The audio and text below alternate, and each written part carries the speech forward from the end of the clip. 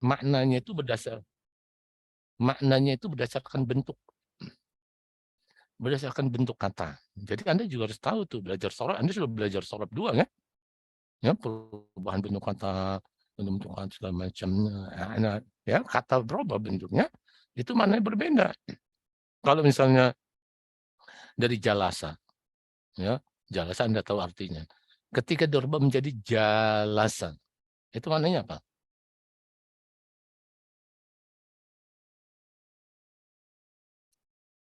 Ya,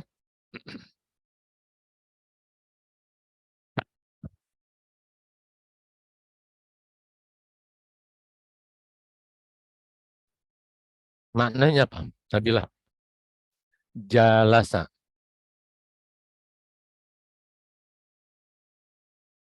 Diduduki bukan Ustaz?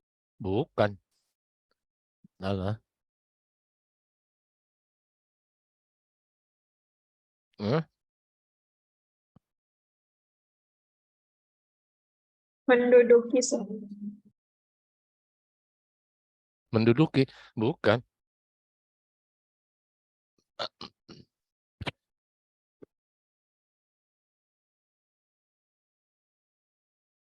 Anda tahu nggak istilah jalis ahla sidq wal wafa?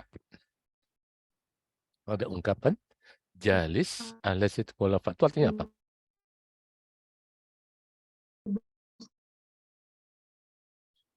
Berteman duduk. Ini ya. Artinya apa jalasa? Jalasa itu menemani duduk. Jadi dari duduk itu jalasa untuk mendapatkan makna menemani duduk. Jadi kalau Anda misalnya ada tamu, kemudian Anda ingin meninggalkan tamu itu, kan nggak enak tamu itu di sendirian, kamu perintahkan adik kamu, jalis ad-dhaifah. Gitu. Coba temani duduk dulu tamu tuh. Jalis ad-dhaifah. Atau ada orang yang duduk sendirian, kamu anak ujali suka. Kalau astatian ujalisak, gitu. Ya boleh nggak saya temenin dudukan dulu nih? Nah gitu bahasanya. Ya, dari jalasa menjadi jalasa. Berubah lagi kalau ajelasa. Ya, ajelasa. Kalau ajelasa apa artinya? Nina, Mendudukan langsung. bukan ya mendudukkan. Gitu kan? Menduduki. Bukan menduduki, beda. Mendudukan dengan menduduki beda. Mendudukan. Ajelas tuh. Ya, al-walada alal kursi. Saya mendudukkan anak ke atas kursi.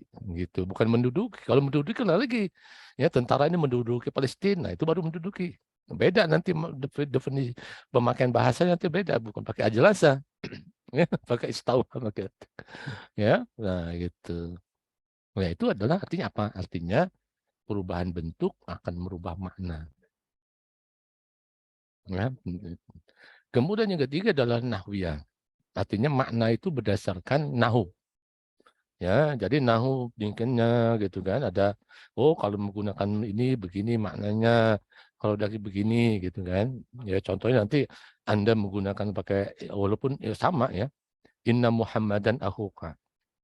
Ya, Muhammadan menjadi isim inna. Ketika dipakai la'alla Muhammadan auka, ya walaupun sama-sama Muhammadan auka, tapi maknanya udah berbeda tuh. Ketika dipakai ka'anna Muhammadan auka, berbeda lagi maknanya. Ya, nggak sama gitu kan. Walaupun i'rabnya dia sama beda. Nah, itu adalah nahwi dahwanya itu ada yang dipakai dari aspek penggunaan bentuk-bentuk katanya, tapi dari aspek yang antara jumlah ismiyah, jumlah fi'liyah itu juga mengandung perbedaan. Ya, perbedaan itu kadang-kadang dapat kita pelajari dalam ilmu balaghah itu sebenarnya. Ya. Tapi kalau dalam ini khusus dalam konteks struktur aja. Pakai film mudhari, maknanya apa, madi apa gitu kan. Nah, kemudian yang 4 ini adalah mu'jamiyah, mana leksikal. Mana leksikal ini adalah makna yang ada di kamus. Makna yang ada di kamus yang kita butuhkan di kamus. Kemudian yang terakhir adalah siakiyah. Dalam siakiyah itu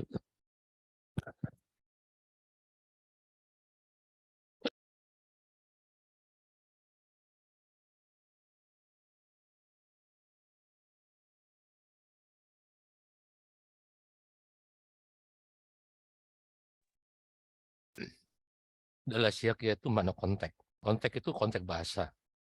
Ya. Bisa konteks situasi dan kondisi. Jadi kadang-kadang ya kita memang menggunakan makna sorfiah, tapi tidak melulu makna sorfiah itu kita harus lihat konteksnya. Ya. Konteksnya seperti apa maknanya gitu kan? Saya kasih contoh misalnya gini, konteks kadang-kadang dia hanya sebatas memahami makna sorfiah, padahal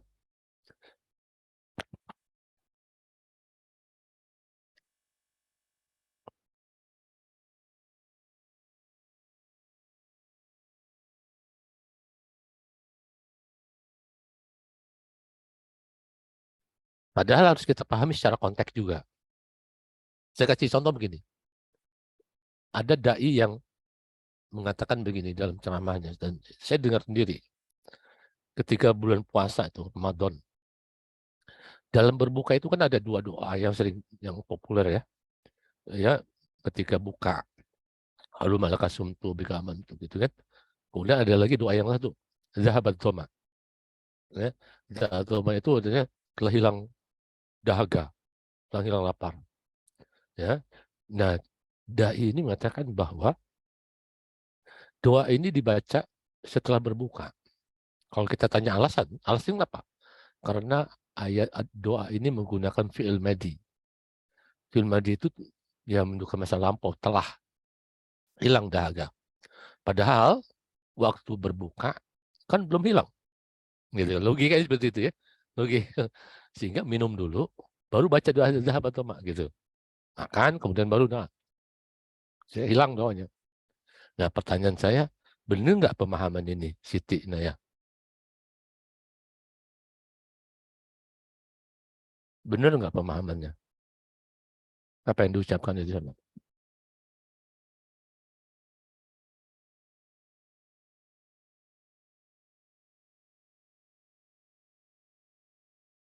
Ya, Tiara.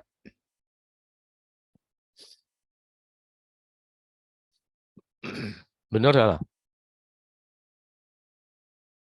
ya? Atau nggak tahu? Ini nggak jawab karena nggak tahu. Kalau nggak tahu, ya,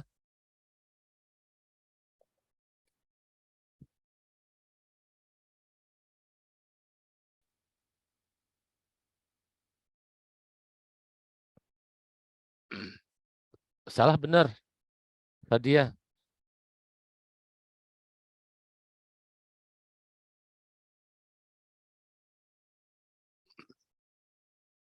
Ya, salah benar. Atau Ya, nggak tahu? Ustaz. Ya, kenapa? Nggak tahu, Ustaz. Nggak tahu. Ya, bilang nggak tahu, gitu kan ya. Ya, nah itu artinya nanti aku mau pelajari bahwa ya kita memahami hadis itu, baca hadis kan hadis dari doa Nabi kan, itu kan nggak bisa serta merta langsung mengatakan bahwa oh tidak sholat ini kalau sorfiah, tapi di sini ada konteks. Konteks dalam film hadis, konteksnya apa? Konteks dalam doa, berikutnya gitu. Sama saya lakukan seperti misalnya ini, ikomat, qad sholat. Apakah ikomat itu ketika ada kata qad sholat pakai fi'il madhi? Apakah ikomat itu dibaca setelah selesai sholat? Hmm? Ya kan nggak ada yang berani. Ada yang berani berpendapat begitu? Nggak ada yang berani berpendapat itu. Nah, lantas ya ikomat itu kan pakai fi'il madhi itu. Lantas fi'il madhi itu ya dulu ala mada. Ya. Dalam konteks ikomat itu fi'il madhi yang ada di situ ya dulu ala mada. Nah, ini ya dulu tadi dalalah itu menunjukkan mana apa gitu. Jadi bukan hanya sekedar makna sorfiah, tapi mana kontekstualnya gitu ya. Ada ya dulu alam ada dalam konteks itu termasuk juga nanti doa itu. Ya dulu alam ada film itu ya dulu alam ada gitu. Gitu kan. Jadi tidak hanya bisa kita oh ini sorfiah lantas kita langsung logika. Ya, sederhananya begitu enggak juga. Ya, logika sederhana begitu tapi Anda harus paham. Nah, ini yang kadang-kadang kurang dipahami ya. Dia hanya sebatas logika yang sederhana seperti itu, sebenarnya tidak seperti itu juga. Ya, dilihat konteks. Ya. Sebab begini, dalam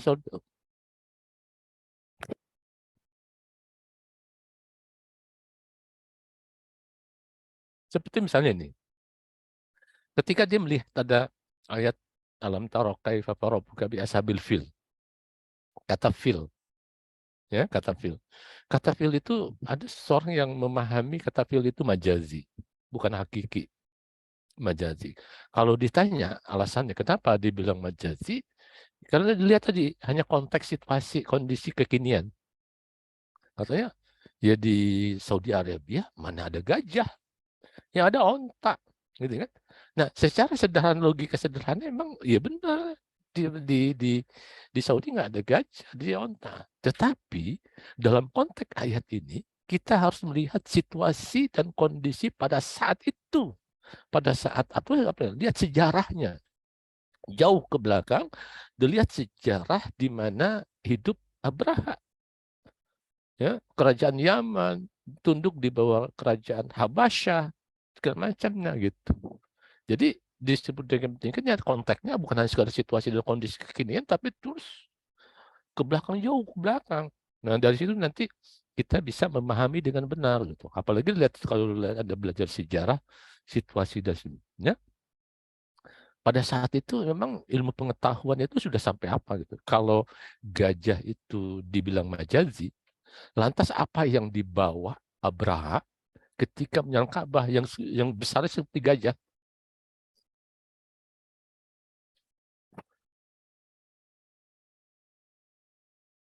Benda apa yang dibawa Abraha?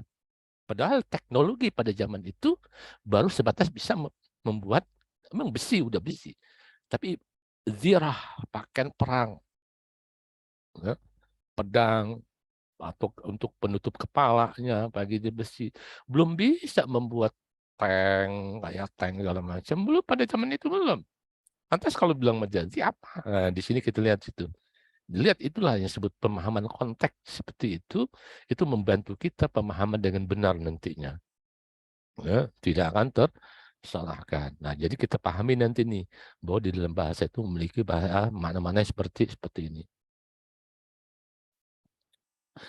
Kemudian bahasa yang kelima, kita lihat ada perubahan makna. Ya, kita akan bahas perubahan makna. Bahwa makna itu berubah sesuai dengan penggunanya. Masyarakat itu kan dinamis. Ya, masyarakat dinamis itu berimbas kepada bahasa yang digunakan juga gitu. Makanya terjadi sebuah makna yang berubah gitu kan dari kata-kata yang digunakan.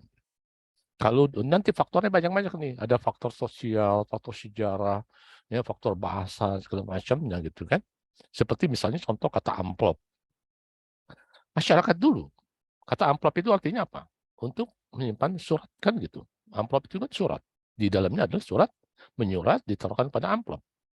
Tetapi karena masyarakat itu berubah, ya, dulu tidak ada kasus sogok menyogok. Mereka jujur. Tapi ketika zaman modern di sini masuk segala macam, masyarakat berubah. Perilaku masyarakat berubah, ada sogok menyogok. Ya, ketika dia menyogoknya itu pakai amplop juga, cuman isinya uang, bukan surat lagi, gitu kan? Nah, ketika peningkatnya kita mengatakan bahwa dia menerima amplop, nah itu bisa jadi maksudnya apa? Menerima sogokan, gitu kan? Nah, gitu kan? Tapi dia berubah juga, artinya mempunyai makna, bisa juga mana positif, kalau mana negatif. Kalau sekarang misalnya terjadi ada kegiatan-kegiatan, kemudian anggotanya atau misalnya panitia mendapatkan insentif, dan ya insentifnya itu dikasih amplop misalnya, amplop pakai uang juga. Nah ini kan insentifnya, ya uang lelah misalnya seperti, nah itu kan positif. Nah, ada amplop juga, ngerti kan? Nah itu berubah. Jadi kata amplop yang tadinya untuk bawa terima surat menyurat, tapi amplop udah mananya udah sogokan, mana sudah insentif gitu, ya. Nah, kepada faktor-faktornya. Kemudian juga dari aspek bentuk perubahan makna seperti apa, ya, dari umum ke khusus, khusus ke umum, gitu kan, luas sempit, sempit ke luas. Nah itu berubah itu. Jadi kata itu berubah gitu. Oh dulu ini bermakna sempit nih, sekarang luas sekali maknanya. Atau kebalikan, ya.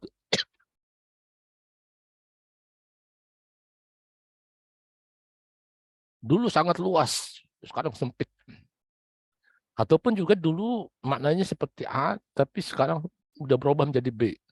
A-nya itu nggak digunakan lagi. Itu. Ya, bisa jadi nanti ada bentuk-bentuk perubahan seperti apa nanti kita pelajari. Kemudian di dalam bahasa itu, sebab-sebab perkembangan mana juga tergantung, ya. Ada sebab-sebabnya gitu kan. Seperti misalnya kata, kalau Anda tadi ada dalalah mu'jamiyah bahasa di sini, ya. Itu kan kalau Anda buka Bahrun, nggak ada tuh. Bahrun itu bahasa, ya. Dia Bahrun, ya air laut segala macam yang berbagai. Tapi nggak ada. Tapi karena bahasa itu berkembang, sehingga masyarakat itu menggunakan alam, menggunakan binatang menjadi bahan perumpamaan. Sehingga terjadilah yang disebut dengan majas. Jadi majas itu salah satu bahasa itu berkembang. Ya. Jadi bahasa berkembang. Jadi kata Bahrun itu tidak hanya dipahami yang ada di lautan yang segala macam, tapi sudah mengarah kepada makna majazinya, anta Bahrun yang artinya dermawan. Jadi kalau kata Bahrun, kalau Anda buka kamus nggak ada tuh Bahrun artinya dermawan tuh. Gitu. Nah, ada. Kenapa? Karena bahasa itu berkembang sesuai dengan masyarakat penggunanya, gitu ya. Kemudian yang berikutnya, karena Anda dari bahasa Arab, saya ingin kasih tahu juga gitu bahwa ketika i'rabnya berubah, itu maknanya berubah. Ada pengaruh i'rab terhadap perubahan makna.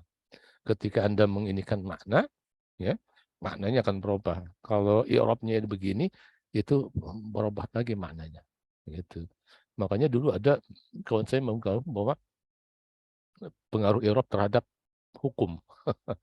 Pengaruh i'rab terhadap hukum. Unik juga sih, tapi terjadi itu. Jadi kalau i'rabnya begini, hukumnya begini. Kalau i'rabnya begini, hukumnya begini gitu loh maksudnya gitu. Ya, begitu. Ya, jadi ada hukumnya jadi berubah. Karena apa? Tergantung Anda mengirobkan seperti apa gitu. Bukan aja jadi maknanya dikaitkan dengan masalah hukumnya dalam Islam. Nah, itu juga tingkatnya gitu ya. Nah, ini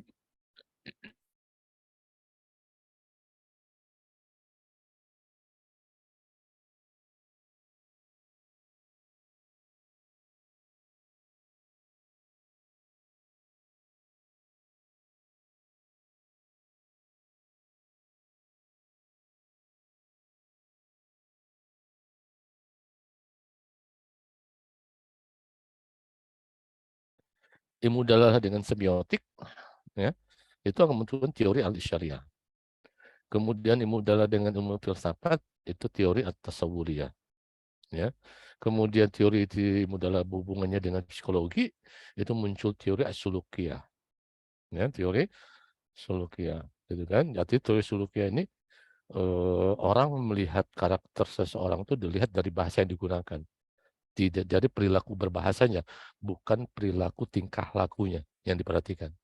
Jadi kan di karakteristik temperamennya kasar itu dilihat dari bahasa yang digunakan.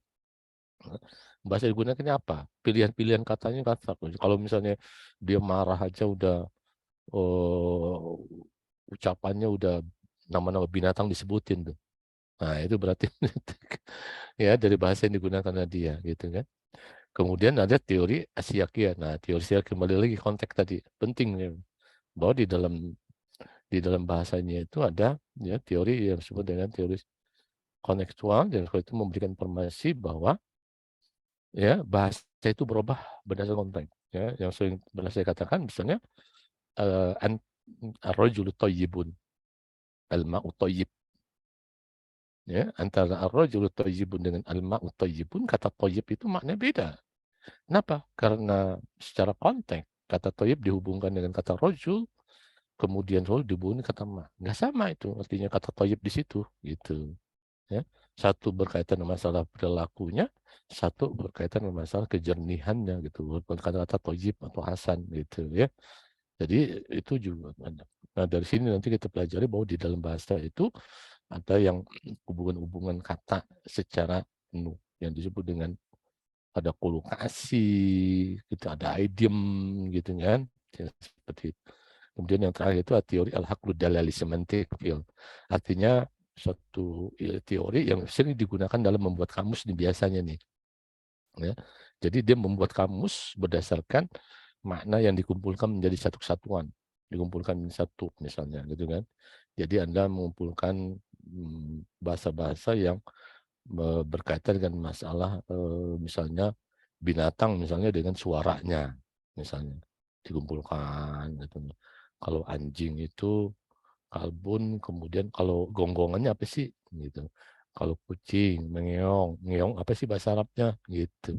Ya, jadi bukan hanya ya, itu kumpulkan menjadi satu seperti itu. Kemudian dikaitkan lagi dengan bisa dari aspek morfologi, bisa dari sintaksisnya, bisa dari aspek aswatnya. Itu disebut dengan semantic field. Ya, dan teori-teori. Nah, ini nanti akan kita pelajari satu demi satu, memahami. Kemudian yang ketujuh, nah aspek makna dan permasalahannya. Ya, aspek makna penting.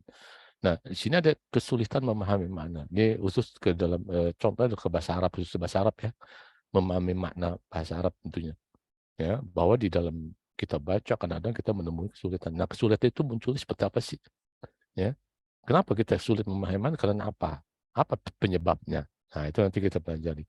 Ya, ada kadang-kadang penyebabnya bukan dari yang membaca ya.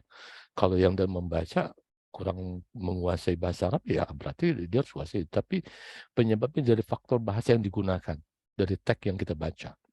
Gimana letak kesulitannya? Boleh jadi dari diksinya yang salah, dari rangkaian kata yang tidak benar, sehingga kita sulit memahami. Nah, ya, itu maksudnya. Kemudian dari aspek relasi, ya, maknanya, relasi makna itu ada macam, ada polisemi, ada homonimi, ada sinonim. Empat ini aja yang perlu saya jabarkan di ini. Walaupun secara relasi makna itu lebih dari 4 ya, lebih dari 4 ini. Ini akan kita jadikan ada polisemi dan homonim, sinonim gitu. Termasuk juga ada manfaatnya sinonim. Manfaat sinonim berarti sinonim itu ya taroduf ya. Ya, taroduf manfaat segala macam. Ada ulama bahasa. Dia itu cadel, nggak pandai mengucapkan ro ya. Ro dia nggak pandai. Maksud saya juga nggak fasih mengucapkan ro. Dia setiap berkomunikasi bisa menghindari suara ro. Kecuali baca Quran ya. Kalau Quran baca Quran kan bisa hindari. Ini kalau setiap komunikasi dia bisa menghindari. Kenapa? Karena ada sinonim ini. Gitu ya, ada sinonimnya. Misalnya kalau rojaah, dia nggak mengucapkan rojaah. Dia pasti mengucapkan ada. Ya udu. Nah, gitu. Itu artinya dia menghindari suara roh gitu. Ya, karena ada setiap dia pandai mengucapkan rohnya gitu kan.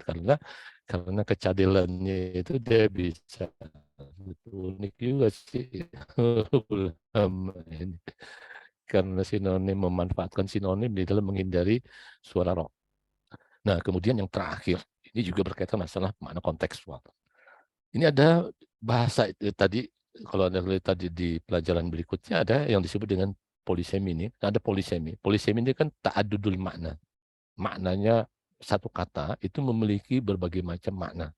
Bukan hanya satu, kan 2, 3, 4. Makna banyak tuh satu-satu. Nah, makna yang banyak ini itu menimbulkan ambigu gitu maksudnya. Ini menimbulkan ambigu. Ambigu nggak jelas ambiguitas makna. Kita nggak paham maknanya apa nih. Karena bahasa ini bisa gitu. Ya.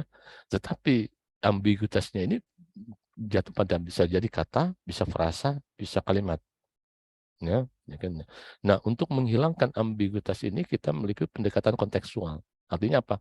Kalau kata dia kita letakkan di dalam kalimat, kalau frasa kita letakkan dalam kalimat juga, sehingga konteks bahasa jelas, dan kita pasti bisa memahami langsung dengan jelas.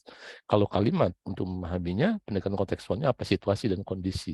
Artinya bagaimana dia mengucapkan itu. Ketika dia ucapkan kata itu, ya, situasinya dalam konteks apa? Situasinya seperti apa? Nah, dari situ nanti kita bisa memahami, oh maknanya begini. Maknanya begini, gitu kan? Saya kasih contoh misalnya, kata misalnya diamankan. Kata tadi diamankan. Ketika kata diamankan belum tekan, jadi Anda bingung. Tapi ketika Anda katakan misalnya para demonstran diamankan polisi. Para demonstran diamankan polisi. Kemudian ada ungkapan maling diamankan polisi. Kalau Anda katakan maling diamankan polisi artinya apa? Ditangkap. Ditangkap. Kalau para demonstran diamankan polisi artinya apa?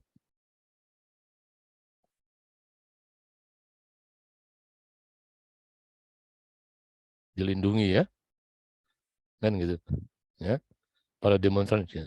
Tapi situasi dan kondisinya begini. Ya. Artinya ketika maling diamankan polisi ada peristiwa. Jadi peristiwa maling itu dipukuli. Ya. Dia dipukuli ketahuan massa, kemudian maling itu digebukin massa, dihajar massa. Kemudian muncullah ungkapan maling diamankan polisi. Artinya apa?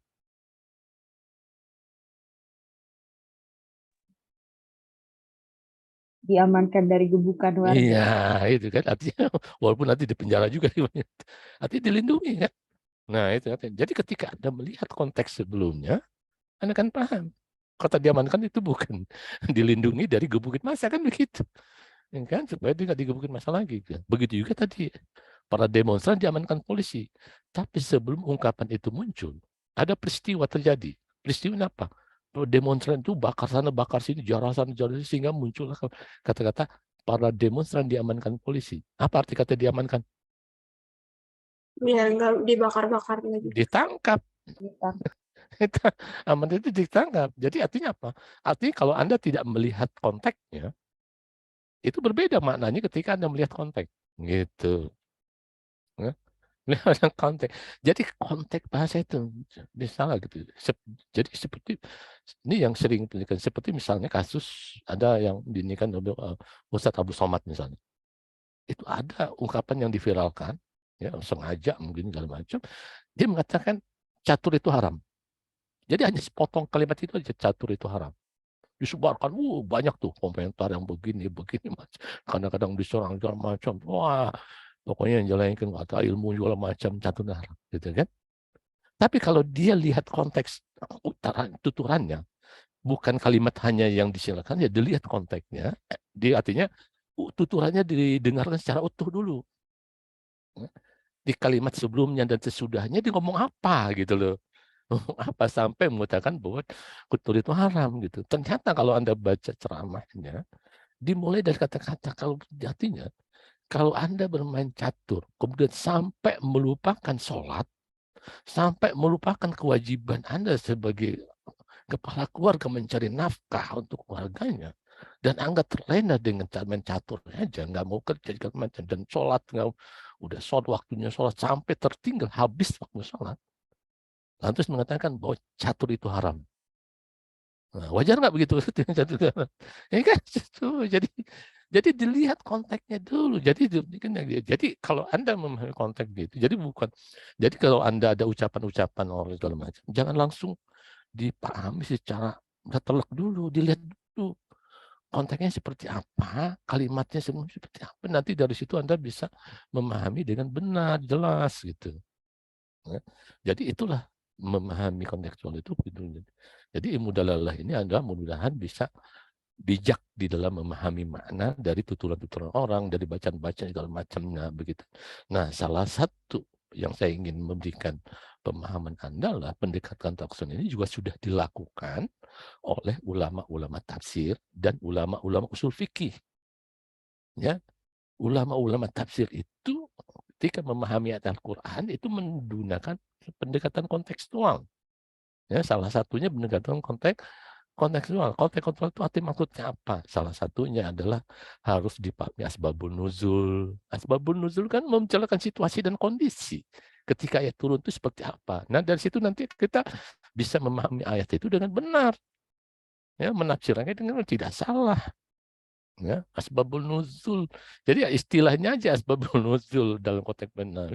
Tetapi dalam konteks dalalah itu artinya kita memahami konteksnya. Kalau dalam ilmu balaghah kita memahami korinahnya. Ya, korinahnya. Lihat. Wa anzalna minas sama'i rizqan misalnya. Ada ayat wa anzalna minas sama'i rizqan. Majasnya ada di mana? Minas sama'i. Apa tuh? Majas maksudnya majasnya ada di mana? Rezeki turun dari langit. Maknanya majasnya ada di kata Langit. Rizqan. Dari mana Anda tahu rizqan itu majas? Karena yang diturun dari langit itu bukan Dari mana?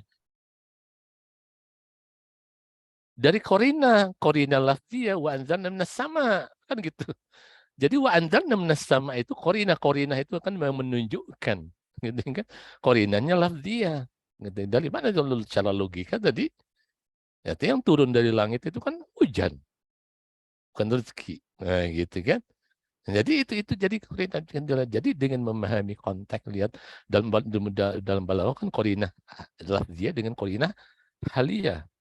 Kalau dalam konteks mudalalah siyaqul lughah, siyaqul hal. Gitu.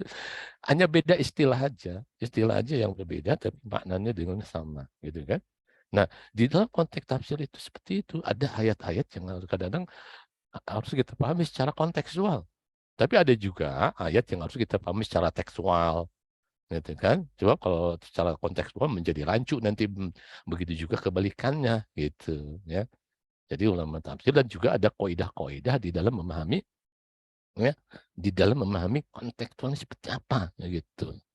Ya, ada ayat-ayat segala macam. Kadang-kadang konteksnya itu dikaitkan dengan kata itu disandingkan dengan ayat yang lain yang sama, tetapi memiliki ada dibatasi kata-kata itu misalnya. Nah, itu juga bagian dari tekstual yang disebut dengan ada muqayyadnya, ya. Tidak diberikan kata mutlak, tapi di muqayyad, kata itu dibatasi di ayat lain. Di ayat ini mungkin masih bersifat umum, tapi ada ayat lain yang membatasi makna kata tersebut, ya, gitu kan. Nah, itu dilihat artinya. Itu yang disebut dengan konteks. Jadi konteks bahasa, konteks ayat antar ayat, antar ayat-ayat satu lainnya, gitu. Jadi kalau Anda tidak memahami seperti itu, Anda bersalah, gitu. Seperti misalnya, ya, misalnya idrib bi aswaqal ajar, ya, kan pukul batu itu dengan, ya, tongkat kamu. Fajarat min husnata asyara, akan terpancar 12 mata air. Ada orang yang memahami bahwa idrib bi aswaqal ajar, kata aso itu dipahami jamaah, gitu kan. Logikanya apa? Logikanya yang saya logika kayak sekarang kita untuk memunculkan mata air itu kan harus kita gali kerjasama, gitu, jamaah secara bersama-sama, tanah itu digali sehingga muncullah jamaah mata air, kan, gitu. Nah, ini adalah satu kesalahan. Kenapa? Harus kita lihat kata aso itu di ayat lain apakah maknanya sama dengan jamaah, gitu kan? Nah, di sana kita temukan ada ayat yang menggunakan kata aso juga yang tidak mungkin dipahami jamaah, gitu kan? Seperti kan Nabi Musa datang ke atas gunung, kan, kemudian tiba-tiba Allah ditanya oleh Allah, "Madza biyaminika ya Musa?" Musa menjawabnya apa? "Innahu asoya, tongkatku. Usyu alaihi gunami, yang saya gunakan untuk menghalau segala macam atau untuk berjalan." Nah, itu ada asoya, tongkatku. Pertanyaannya, apakah asoya di situ jawaban Nabi Musa atau jamaati? Kelompok misalnya, kan nggak mungkin dipahami. Orang pergi ke atas gunung atau sendirian kok, bukan dengan jamaah, kan gitu. Nah, artinya apa?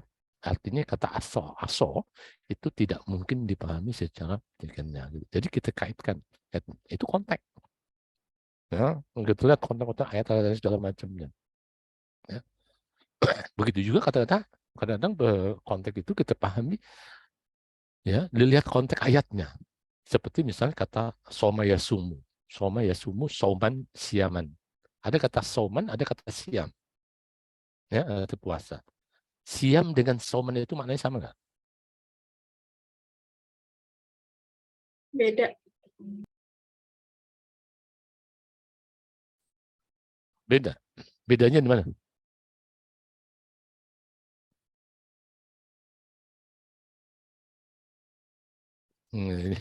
Dipahami kalau Anda ngelihat ayat Al-Qur'annya, Anda sulit paham. Nah, ini ayat Al-Quran. Ayat Al-Quran kan ada dua yang menggunakan kata kutiba alaikumus syiyam, kan itu, ya, kutiba ya ayyuhalladzina amanu kutiba alaikumus syiyam.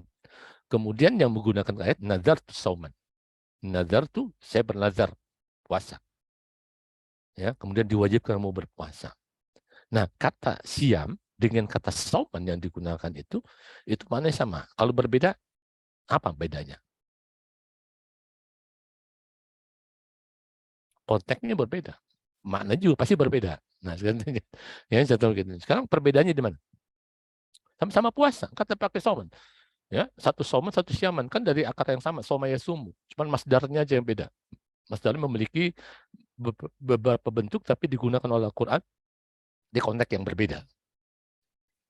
Ya, kata siam itu makna puasa apa? Kalau soman puasa apa?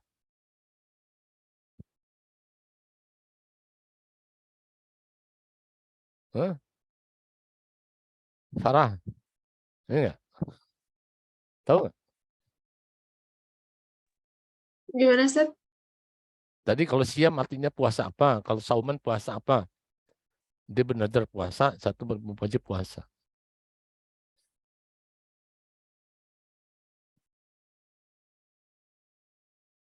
Siapa yang tahu? Kalau saum itu untuk puasa yang nggak boleh makan, nggak boleh minum. Kalau yang siam itu Yang yang nggak boleh bicara gitu, Ustaz. terbalik kamu. Oh, kebalik. Ya, kalau yang kutiba alaikumusiyam, yang puasa Ramadan itu kan nggak boleh makan dan minum. Tapi ngomong boleh nggak? Boleh. Tapi kalau yang nadar soman itu kan diucapkan oleh Maryam ketika melahirkan Bisa, ya. Melahirkan kemudian dia bernazar berpuasa. Maksudnya puasa apa? Puasa dari berbicara. Tapi makan boleh nggak? Boleh makan. Makan tapi puasa. Makanya ketika dia mendatangi umatnya kan dicaci maki itu. Wah, kamu wanita maksiat yang berbuat maksiat segala macamnya gitu kan. Dia nggak jawab karena puasa. Makanya ditunjuklah anaknya ke Nabi Isa. Diarahkan kepada Nabi Isa. Mereka kan heran. Gimana sih anu bayi diajak komunikasi? Ya tanyain aja.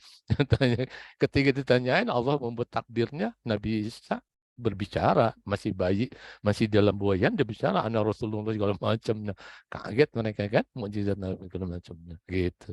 Jadi beda. Jadi walaupun harus sama, tapi konteks ayat yang berbeda memiliki makna yang berbeda. Nah, itu harus kita pahami itu. Jadi kalau kita pahami itu akan kita bisa bisa memahami dengan satu puasa dari makan minum, satu puasa dari berbicara, gitu ya. Jadi pendekatan konteks. Begitu juga pendekatan ulama usul fikih. Ulama usul fikih kan juga ulama usul fikih itu kan mengambil hukum dari sebuah ungkapan, gitu ya. Nah, itu pendekatannya apa ya? Pendekatan bahasa, pendekatan kontekstual dari bahasa yang digunakan. Aqimus sholat, kata aqimu fil amr. Ya dulu alat wujub, menunjukkan makna wajib, kan begitu. Tetapi kemudian diterapkan bahwa amr ini itu menunjukkan. Tapi tidak semua kata kerja fil amr menunjukkan wajib. Ini ada mungkin seperti misalnya orang yang berbicara ayat yang berbicara masalah utang piutang, ya. Kemudian diakhiri dengan faktubuh, tulis, disuruh tulis kita. Pertanyaan kata faktubuh itu menulis ketika dalam konteks utang piutang itu apakah wajib ditulis? Nah, tidak, ya. Jadi fil amrnya itu ya bukan jadul alal wujub, tidak menunjukkan makna yang wajib, tapi menunjukkan makna yang hanya sebatas anjuran. Kenapa? Kenapa utang piutang sebatas anjuran perintah untuk ditulisnya? Kenapa? Coba logikanya gimana? Biar nggak lupa. Iya, itu kalau ditulis. Tapi kan sebuah anjuran nggak wajib. Ya, tidak wajib kan? Nah, tapi pentingnya gitu. Yang ditulis kalau yang diwajib itu maksudnya apa? Kalau yang nggak ditulis itu seperti apa? Ya, ya. Nah itu kan konteksnya kalau dalam utang-utang itu kan berdasarkan kepercayaan. Jadi kalau Anda percaya dengan kawan Anda, memberikan utang segala macam, ya ngapainlah ditulis, nggak perlu ditulis lah. Gitu. Apalagi kalau dirinya dari besar pinjamannya. Masa pinjaman 10.000 aja masih ditulis kertas itu. Wah, si Fulan membersihkannya gini kan. Fiskal dalam tulis pada hari itu meminjam uang 10.000. Nah, gitu kan. Pakai ditulis pada cuma 10.000 aja pakai ditulis ini kan ya percaya. Kalaupun memang lupa ya udahlah ikhlas ini sedekah aja gitu, gitu. Tapi yang ditulis itu seperti apa? Yang ditulis itu kalau jutaan, misalnya 10 juta pinjam. Nah, itu baru ditulis. Anjurannya supaya ditulis supaya ketika ditagih, ketika dia lupa, itu loh ada buktinya ya gitu. Masalahnya besar masalahnya gitu. Nggak mungkin direlakan kan gitu. Makanya perintah faktubuh itu bukan wajib, hanya sebuah anjuran gitu. Nah, disitulah logika, ya logika dalam tidak semua ketika ulama menetapkan hukumnya itu bukan berdasarkan hanya wah ini harus begini. Ya, jadi dia ada patokan-patokan, ya ada patokan-patokan, ada kias segala macamnya, ya. Walaupun ada orang yang utang 1 juta, 2 juta, 3 juta, 5 juta, kalau memang percaya, ya nggak perlu pakai ditulis nggak apa-apa. Gitu kan. Saya tadi juga kembaliin kalau macamnya kan gitu kalau sudah percaya, kecuali kalau tidak percaya ya dia tulis kalau besar, kalau kecil ya ngapain pakai tulis juga repot. Kecil gitu kan. Nah, itulah. Jadi pendekatan kontekstual ini juga sudah dilakukan oleh ulama-ulama usul fikih di dalam memahami hukum, ya, dari istilah-istilah gaya bahasa yang digunakan, baik itu perintah atau misalnya larangan gitu kan. Ya, menggunakan gaya bahasa ini menunjukkan begini gitu. Ya. Jadi itu jadi kenapa di akhir pembahasan itu saya dikatakan ulama dalam tafsir supaya Anda bisa mengambil hikmah bahwa ilmu dalalah yang kamu pelajari ini konteksnya bisa pemahaman seperti ini.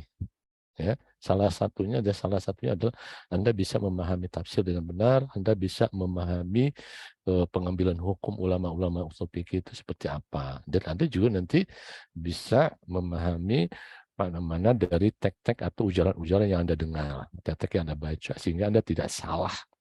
Nah, jadi urgensi mendalam penting sekali nih. Apalagi nanti dengan ilmu balaghah ada keterkaitan tuh, gitu kan? Ya, ada keterkaitan dengan balaghah. Saya rasa ini, ya, nanti ada bukunya juga ada, kemudian juga ada RPS-nya, saya akan berikannya. Nah, ini juga sebenarnya RPS-nya juga berkaitan masalah 8 pembahasan ini isinya, gitu kan? Cuma memang satu pembahasan kadang-kadang tidak bisa langsung satu pertemuan habis tuntas, tidak. Ya, satu pertemuan kadang-kadang seperti misalnya nanti ada di bab, kalau nggak salah bab 3 ya, itu bisa jadi 3 kali pertemuan itu membahas masalah karena panjang, ya, karena panjang dan segala macam besar luas. Baik, ini saja yang saya ingin sampaikan. Kalau memang ada yang ingin bertanya silakan sebelum kita akhiri. Waktu juga habis. Ada yang ingin bertanya?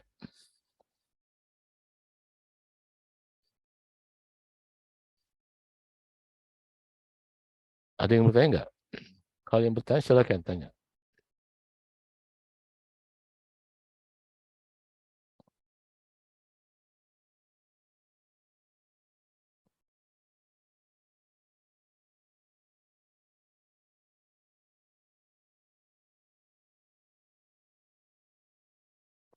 Kalau tidak ada, ya kita tutup ya pertemuan kita hari ini, pertemuan pertama ini.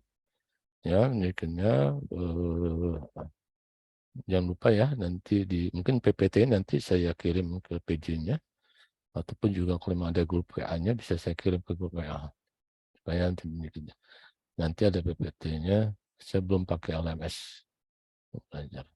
Baik, kalau memang tidak ada yang bertanya lagi dan waktu juga sudah habis, kita tutup membaca alhamdulillah. Alhamdulillahirrahmanirrahim. Saya mohon diri ya. Assalamualaikum. Waalaikumsalam. Assalamualaikum warahmatullahi wabarakatuh. Syukran Ustaz. Jazakumullah khair.